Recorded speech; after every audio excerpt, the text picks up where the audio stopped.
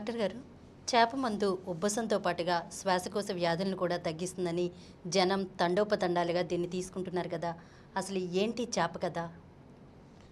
చేప కథ అనేది ఒక రకం చెప్పాలంటే మోక్షానికి పరాకష్ట. ఈ హైదరాబాదులో చేప మందు లేదా చేప ప్రసాదం అంటారు. మృగశిరి కార్తీ మొదలుగానే బత్తెన ఫ్యామిలీ వాళ్ళు ఏదో మా ఫ్యామిలీలో మాకు ఇది ఉంది, మాకు అంతా మేము ఒక పూజలు చేసి అరంగిస్తున్నాము. దీంతో క్రానిక్గా దీర్ఘకాలంగా ఉన్నటువంటి ఉబ్బసం, శ్వాసకోశ వ్యాధులన్నీ తగ్గిపోతాయి. ఏం లేదు, ఒక బతుకున్న చేపని మేమంతా చేసి దానికి ఒక హెర్బల్ పేస్ట్ అంటించి మందుగా కూడా, ఒక్క చేపనే కాదు దాంతోపాటు హెర్బల్ పేస్ట్ కూడా, అంటే మూలికా వైద్యాన్ని కూడా జోడించి మూలికను పేస్ట్ చేసి, కొన్ని మూలికలు పేస్ట్ చేసి ఆ వేపలు అంటే జనాలు చీట్ చేయడం, దాంట్లో కూడా ఏం లేదు. దాని గురించి చాలా పరిశోధనలు ఎంతమందో చేశారు చూడండి.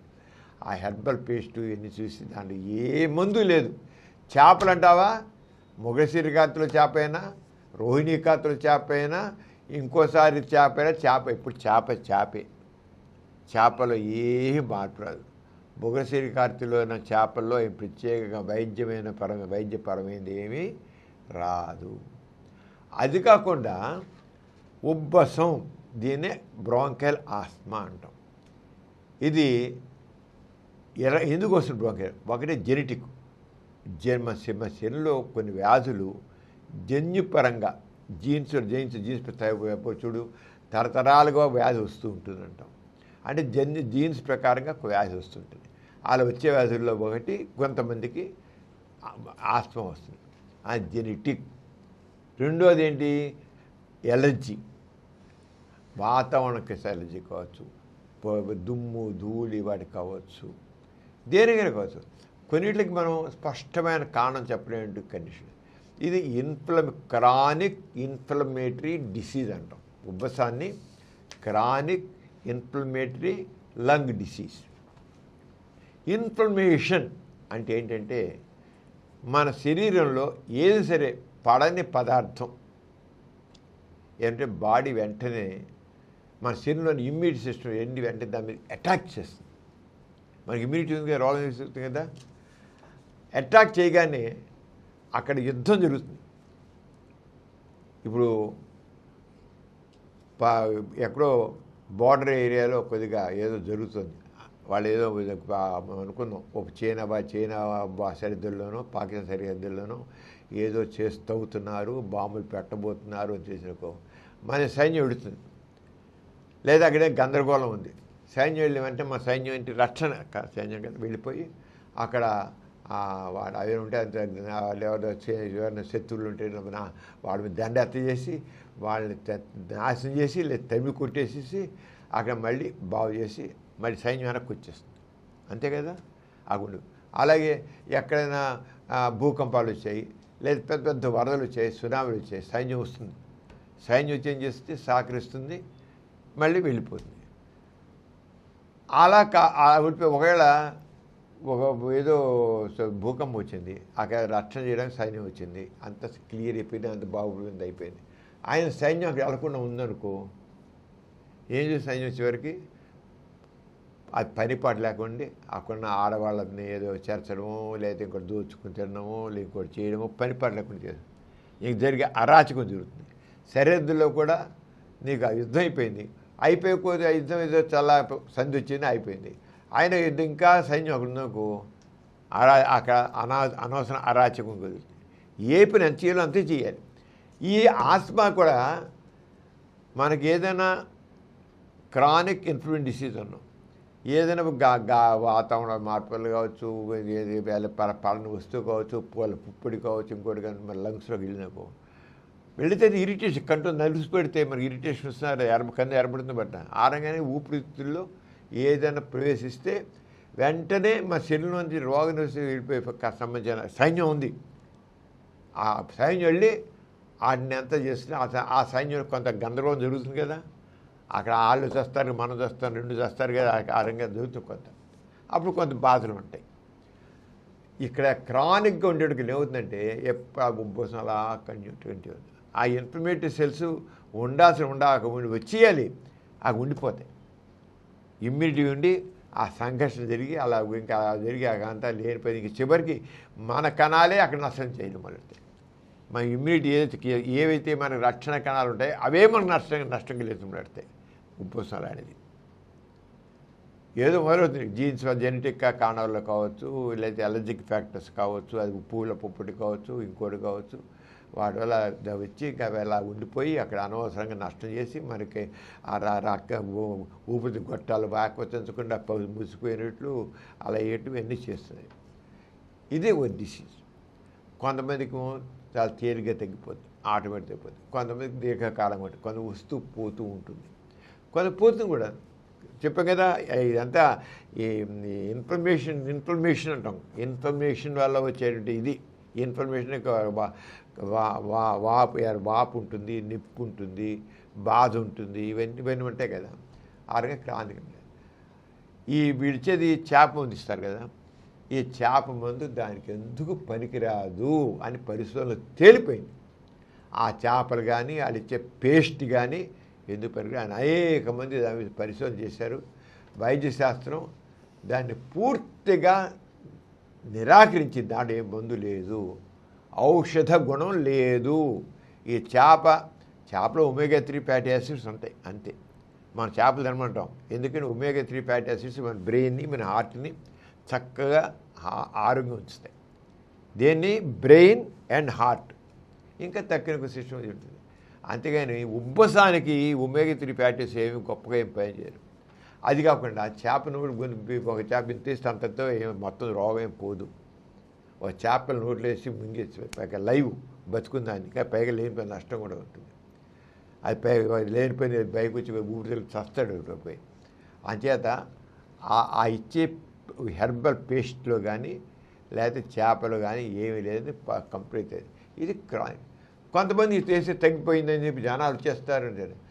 వస్తే చెప్పాక రెమిషన్స్ ఒకసారి పోతుంది, అది ఆటోమేటిక్గా ఆ టైంలో పోతుంది. కొంతమందికి ఇది వేయడం పోలా, ఆ సీజన్ మార్పు వల్ల పోయింది, వాళ్ళకి మామూలు పోయింది. అది అంతేగాని లేదా కొద్దిగా ఊరికి లేకపోయినా కొంతమంది ఊరికే ఉంది నాకు ఆయుసం అంటారు. ఈ మందు వేస్తే తగ్గిపోయిందంటే సజెస్టిబిలిటీ మెంటాలిటీ. నిజంగా అక్కడ ఉండదు ఆయుసం. నాకు గాలి అందట్లా అంటుంటారు. సజెస్టిబిలిటీ కానీ మంది వేసాం కదా నీ పోయిస్తుంది పో. చాలామంది మనుషుల్లో సజెస్టిబిలిటీ మెంటాలిటీ ఉంటుంది.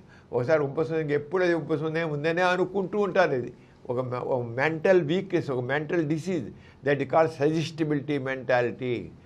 సెల్ఫ్గా అనుకుంటూ ఉంటారు ఉంది రోగం ఉందని. కొంత రోగం అయిపోయినా రోగం ఉంటారు, రోగిష్ఠులాగా ఉంటారు. వాడికి చేప మంది మీద నమ్మకం తెలితే వేసుకొని తగ్గిపోయింది అనమాట. అక్కడేం తగ్గల. అసలు ఉంటే రోగం తగ్గడానికి ఎప్పుడు ఈ పని చేసి చెప్పేవాళ్ళంతా కూడా ఈ రకమైన వాళ్ళే. చేప మందు వల్ల కాదు. ఎవరైతే సజెస్టిబిలిటీ మెంటాలిటీ ఉంటే మానసిక రోగం ఉన్నాలే, చిన్నపాటి మానసిక రోగం ఉంటే వాళ్ళకి వాళ్ళు అంటారు. వీళ్ళు ప్రచారం చేస్తుంటే ఈ విధంగా అంటుంటారు. కొన్ని వేల మందిలో ఎక్కడ కొద్ది ఉంటారు, ఈ కొద్ది మంది అక్కడ ప్రొజెక్ట్ అవుతారు. అంతకంటే దానివల్ల ఏమి లేదు. అసలు చేప మందులు ఏం లేదు, తేలిపోయింది. ఎంతమంది చూశారు, దాని పరిశీలన చేశారు. అసలు అది కాకుండా ఆ చేపల్ని, ఆ పేస్ట్ని పరిశీలన చూశారు. సైంటిఫిక్గా దానికి ఏమీ లేదు, కేవలం ఒక అబద్ధాన్ని, ఆస్తికత్వంలో ఒక అబద్ధాన్ని ఒక నమ్మకంతో ప్రచారం చేస్తే అది తెగ ప్రచారం అవుతుంది. ఎందుకంటే ఆస్తికత్వంలో ప్రశ్నించే గుణం, పరిశీలించే గుణం ఉండదు. ఈ ఆస్తిక సమాజం ఉన్నంతకాలం ఈ రకంగా మూర్ఖంగా గొర్రెల మందే వీళ్ళు అందరూ ఖచ్చితంగా గొర్రెల్లాగా ఉన్నంతకాలం, బుర్ర ఉపయోగించినంతకాలం ఇలాంటివి చలామణవుతూనే ఉంటాయి.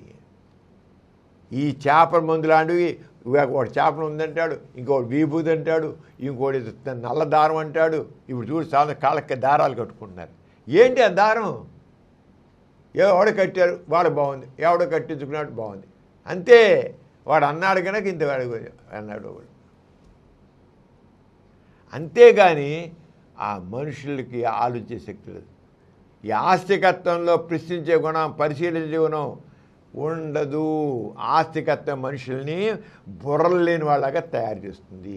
ఈ చేప ముందు కూడా ఆస్తికత్వంలోనే ఆస్తికులైన వాళ్ళే బుర్రలు లేకుండా ఉండి చేప మందుకి బానిసలు, దాసోహం అంతే తప్ప చేప మందులో ఈ ప్రసాదం అంటే ఏదో దైవ ప్రసాదం లాగా ఏదో మహత్యంతో కూడిందని, ఒక బతిని సోదరులు ఇస్తేనే గొప్పగా ఉంటుందని ఒక నమ్మకం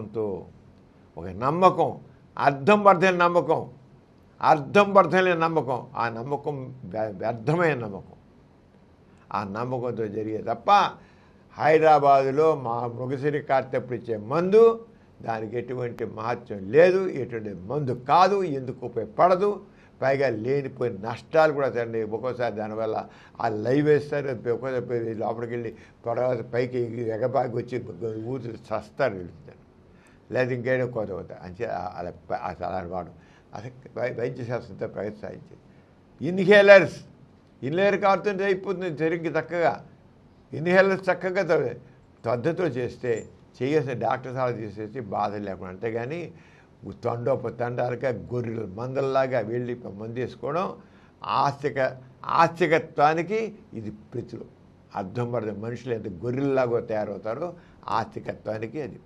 ఆస్తికత్వం మనుషులు ప్రశ్నించే బుద్ధి లేకుండా ఎలా చేస్తారు. ఒక మాట అంటే వేలం వెర్రి, ఇది వేలం వెర్రి అంటుంది. అంతేగా లేదు. ఈ మృగశిర కార్తెలో బద్రీనాథ్ ఫ్యామిలీ వాళ్ళు ఇచ్చే మందులో ఎటువంటి మహత్యం లేదు. ఎవరైనా తగ్గిని చెప్తే అది కేవలం మాలు తగ్గుతూ ఉంటాయి, మధ్యలో వస్తుంటే పోతుంటే మాలు జరిగేది. అది ఆస్మాని 24 ఎవరికో తప్ప ఎప్పుడు మధ్యలో కొంతకాలం గ్యాప్ ఉంటుంది. అలాగే గ్యాప్ వస్తుంది, అసలు లేకుండా కూడా ఆటోమేటిక్ పోతుంది కూడా, కొంతమందికి ఆటోమేటిక్ పోతుంది. అలా పోయేవాళ్ళేమో దీన్ని అనుకోకుండా కోయిన్సిడెన్స్ అయితే దీని లెక్క. అంతే తప్ప ఇది ఏమాత్రం లేదు. దీనికి ఏ రకమైన వైద్యం కానే కాదు, ముందు ఔషధ గుణం లేనే లేదు. అంతే. ఈ కార్యక్రమం మీకు ఎంతో నచ్చింది కదా.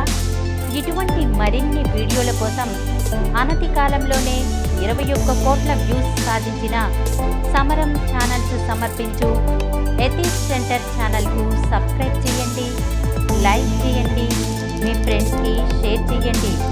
అలాగే ప్రక్కనున్న గంట సింబల్ని ప్రెస్ చేయడం మర్చిపోకండి.